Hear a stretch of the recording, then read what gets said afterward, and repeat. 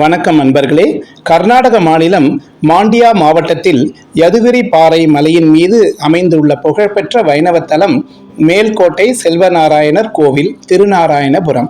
16ஆம் நூற்றாண்டில் ராமானுஜரால் புத்துயிர் பெற்ற இக்கோவில் வைணவத்தின் 108 அபிமான தலங்களில் ஒன்றாக கருதப்படுகிறது. செல்வநாராயண பெருமாள் உற்சவர் செல்லப்பிள்ளை வைரமுடி சேவைக்கும் இயற்கை அழகுக்கும் பெயர் பெற்றது. இந்த செல்லப்பிள்ளை டெல்லி பாதுஷாவில் மகளால் விரும்பப்பட்டவர். இவர்தான் பிபி நாச்சியார். ராமானுஜர் இங்கே பல ஆண்டுகள் வாழ்ந்து இக்கோவிலை புத்துயிர் செய்ய பெற்றுள்ளார். வைரமுடி சேவை மிகவும் பிரசித்தி பெற்றது. ரத்தினங்களால் பதிக்கப்பட்ட கிரீடத்துடன் பெருமாள் காட்சி தரும் நிகழ்வு மிகவும் பிரசித்தி பெற்றது.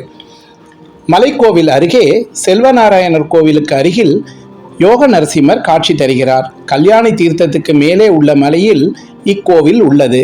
இங்குள்ள படிகளில் நவகிரகங்கள் இருப்பதாக கருதப்படுகிறது.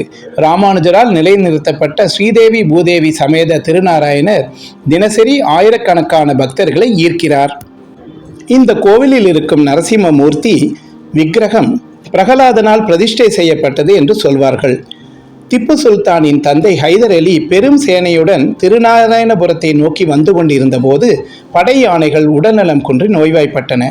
அங்கிருந்து ஒருவர் கூறிய யோசனையால் நரசிம்மரை வேண்ட அவை குணமடைந்தன. அதனால் ஹைதர் அலி மகிழ்ந்து நரசிம்மருக்கு பெரிய பறையை சமர்ப்பித்தான். இன்றும் பூஜை வேளையில் இந்த பறையின் ஒலியை சுற்றியுள்ள கிராமங்களில் கேட்கலாம்.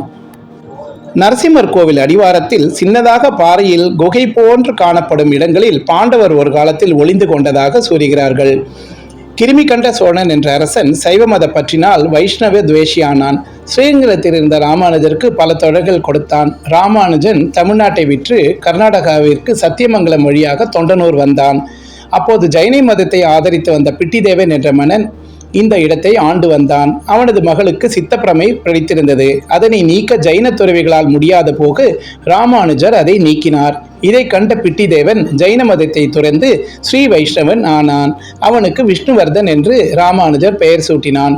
அவர் மேலக்கோட்டை கோவிலுக்கு பல உதவிகளை செய்துள்ளார்.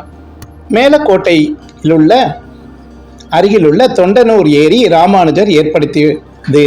அவர் தொண்டனூரில் வசித்து வந்தபோது அவரது நெற்றியில் அணியும் திருமண் தீர்ந்துவிட அன்று இரவு கனவில் பெருமாள் தோன்றி திருநாராயணபுரத்துக்கு செல்லும் வழியை சொல்லி அங்கு ஒரு புற்றில் இருக்கிறேன் என்று தன்னை வெளிக்கொண்டு வர வேண்டும் என்று கூறினார்.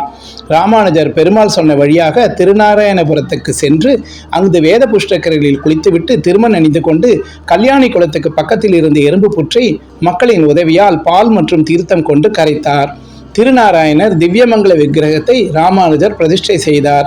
ராமானுஜருக்கு திருமண் கிடைத்ததால் இன்றும் மேலக்கோட்டையில் திருமண் விசேஷமாக விற்கப்படுகிறது.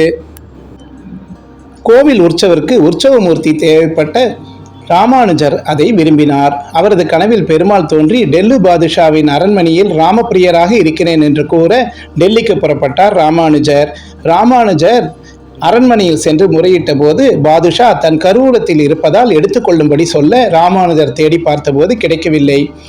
அது பாதுஷாவின் மகளின் அந்த புறத்தில் விளையாட்டு பொருளாக இருந்ததை யூகித்து கைத்தட்டி, யதிராஜ சம்பத்குமாரா, என் செல்ல பிள்ளையே, ஓடிவா என்று அழைக்க அதை கேட்ட பெருமாள் தனது கால் சலங்கை ஒலிக்க ஓடி வந்து ராமானுஜர் மடி மீது அமர்ந்தார். அதிலிருந்து யதிராஜ சம்பத்குமாரன் என்று அழைக்க பெற்றார் உற்சவர். இதை டெல்லி உற்சவம் என்று கொண்டாடப்படுகின்றனர். டெல்லி பாதுஷாவின் மகள் தன் ஆசை பெருமாளை பிரிய மனமில்லாமல் மேல்கோட்டை வந்து ஐக்கியமானாள். இவர்தான் பிபி நாச்சியார். கன்னட நாட்டுப்புற இலக்கியத்தில் இவருக்கு தனி இடம் உண்டு. இதுவரை கேட்டிருந்தவர்களுக்கு நன்றி. வணக்கம்.